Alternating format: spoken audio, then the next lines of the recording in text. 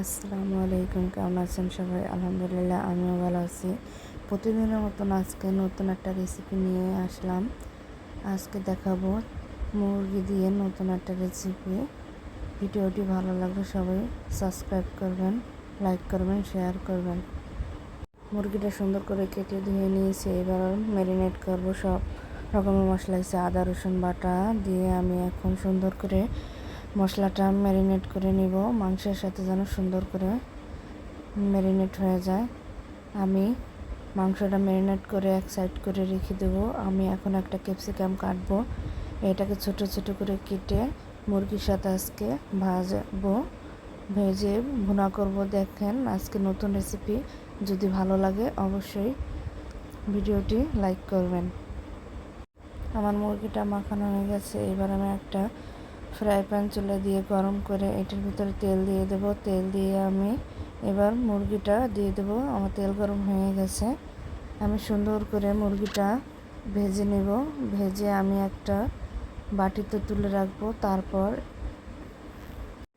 বাটিতে তুলে রেখে তারপর আমি ক্যাপসিকামগুলো কেটে রাখছি, ওইগুলো ভাজবো। আর দেখতে থাকুন ভিডিওটা।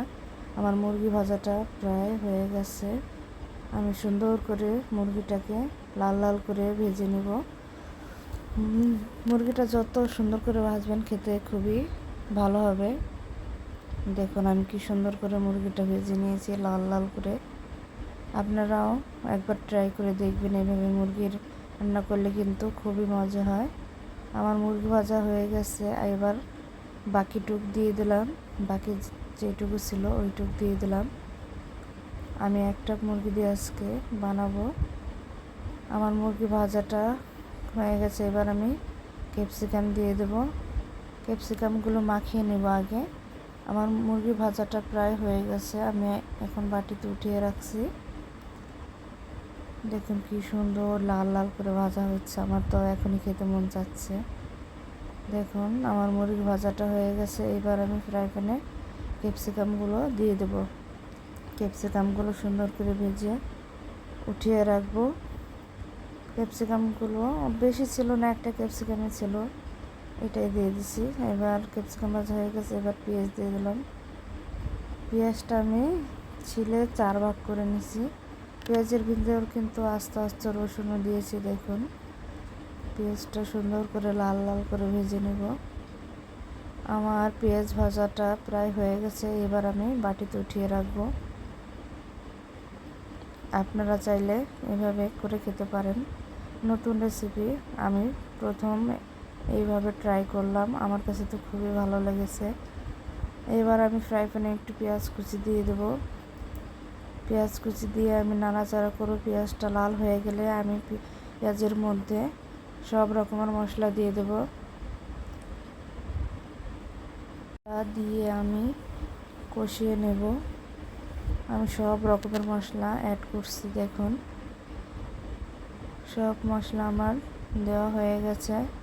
আমি টমেটোটা পেস্ট করছি, ওইটা এখন দিয়ে দেব। এইটার ভিতর টমেটো পেস্টটা একটু বেশি দিতে হবে। বেশি দিলে একটু স্বাদ অন্যরকম হয়। আমার তো টমেটো দিয়ে সব কিছুই ভালো লাগে। আপনাদের কার কার ভালো লাগে কমেন্ট করবেন।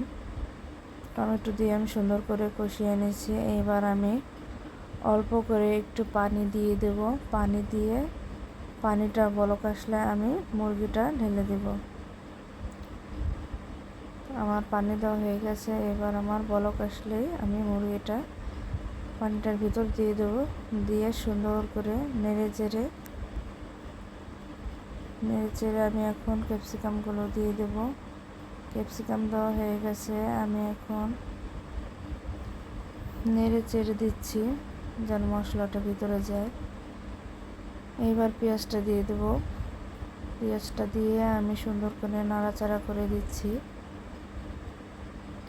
এইগুলা কিন্তু নান রুটি, তন্দুর রুটি দিয়ে খেতে খুবই ভালো লাগে। আমি তো আজকে রুটি আনছি, রুটি দিয়ে খাবো। আমার অনেক দিন মন চাচ্ছে মুরগিটা একটু অন্যভাবে ট্রাই করে খেতে। আজকে নতুন একটা রেসিপি বানালাম। আমার খুবই তো ভালো লাগছে। দেখছেন আমার মুরগিটা হয়ে গেছে, তেল তেল উঠে গেছে। এবার আমি একটা বাটিতে উঠিয়ে নেব। কি সুন্দর কালার আসছে আমার তো। এখনই খেতে মন চাচ্ছে। দেখুন কি সুন্দর কালার আসছে, মনে হচ্ছে দোকান থেকে কিনে আনছি, এত সুন্দর কালার। রুটি দিয়ে খেতে খুবই মজা লাগবে।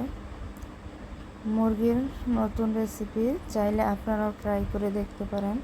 এই দেখুন আমি বাটিটা দেখাচ্ছি কাছ থেকে, কি সুন্দর লাগছে, দেখছেন কি সুন্দর কালার আসছে। এবার আমি একটা প্লেটে উঠিয়ে নেব। প্লেটে উঠিয়ে নিচ্ছি আমি। একটু প্লেটে নিয়ে আমি এখন রুটি দিয়ে একটু ট্রাই করে দেখব কেমন হয়েছে। আলহামদুলিল্লাহ, অনেক ভালো লাগছে আমার কাছে। আপনারা চাইলেও ট্রাই করে দেখতে পারেন।